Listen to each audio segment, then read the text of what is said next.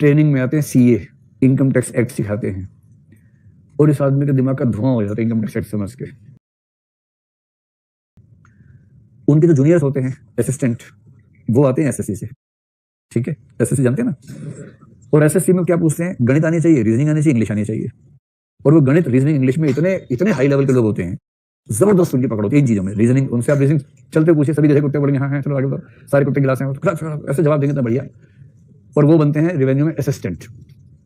तो असिस्टेंट है यानी प्रमोशन के बाद बनेगा आईटीओ, इनकम टैक्स ऑफिसर, और आईटीओ लंबी प्रमोशन के बाद बनेगा assistant commissioner of income tax, जो कि आप बनेंगे ज्वाइनिंग के दिन, एसीआईटी। और ये एसएससी वाला व्यक्ति 11 साल की सर्विस के बाद एसीआईटी बनेगा, जो आप डे 1 पे बनेंगे।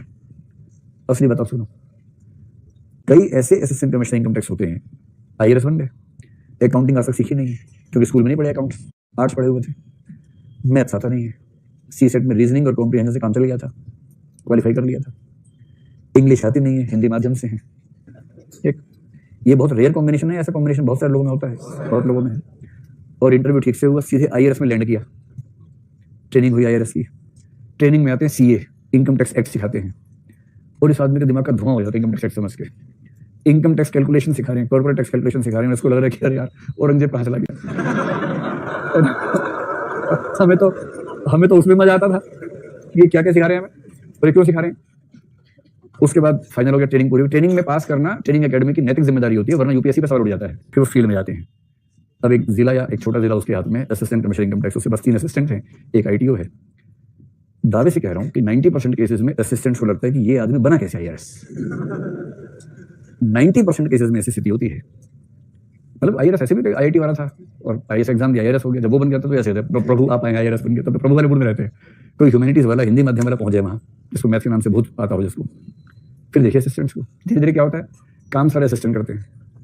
कोई काम है, सर बोलते हैं भाई तो सब देख लो क्या है ये, कुछ इंग्लिश में लिखा, आप देखो क्या लिखा है। इसका टैक्स कैलकुलेट करना जरा, कैसे करते हो तुम लोग यार, कैसे करते हो। इसको लगता है कि हम तो जैसे करते हैं, तू आया कैसे यहाँ पर, तुम यहाँ पहुंचे कैसे, ये हालत हो जाती है। और उसके बाद जो केस की सुनवाई, भाई सब जज भी तो है। असिस्टेंट कमिश्नर होने का मतलब है कि आप जज हैं। जज का मतलब इनकम टैक्स या जीएसटी के मामलों में आप जिस भी सर्विस में हैं, उसके केसेस आपके पास आएंगे। किसी पे आपने भेजा, एक पत्र भेजा कि आपका टैक्स ठीक नहीं लग रहा हमें, तो डिस्कशन करनी होगी, केस कर दिया। वो आदमी आया, उसने वकील भेजा अपना, वो वकील एलएलबी प्लस सीए है। आमतौर पे टैक्सेशन के वकील सीए प्लस एलएलबी होते हैं। वो वकील है, वो पिछले 10, 20, 25 साल से इनकम टैक्स के केसेस देख रहा है। इनकम टैक्स एक्ट उसको पूरा रटा हुआ है, वो देखता नहीं है, वो सीधे पेज नंबर बोलता है, पेज नंबर है, चौथी लाइन दूसरा शब्द, ऐसे बोलता है, और सारा इंग्लिश में बोलता है। सामने जज साहब बैठे हैं। जज साहब ने इनकम टैक्स ठीक से पढ़ा क्योंकि एकेडमी में वो बाकी कामों में व्यस्त थे। अंग्रेजी ठीक से आती नहीं, कैलकुलेशन करनी आती नहीं है। कोई बोल दे 3000 का 20% तो 5 मिनट रुपया, 3000 3 0 गुणा 20/100, 2 0 यहाँ से कटी, 30 गुणा 20 600, 2-2.5 मिनट के बाद बोले हाँ 600, आगे बताओ। आप समझ रहे हैं कि जो वकील सामने खड़ा है, इधर दूसरा वकील खड़ा हुआ है, 2-3 असिस्टेंट खड़े हैं। वकील असिस्टेंट को देख के पूछ रहे हैं क्या ये, बेचारे हमें क्या पता कौन है आ गया। क्या करेगा। अगर आप चाहते हैं कि आप आईआरएस बन के ऐसी छवि लेके जिए, तो ऐसी जिंदगी जीने से अच्छा भी मर जाए। ये जीना भी कोई जीना लल्लू, जीवन तो थोड़ा सुंदर होना चाहिए ना। इसलिए भाई ठीक से समझिए इस बात को, इन चीजों को तरह गौण मत मानिए, इन स्किल्स को ठीक से इंप्रूव करें। खैर।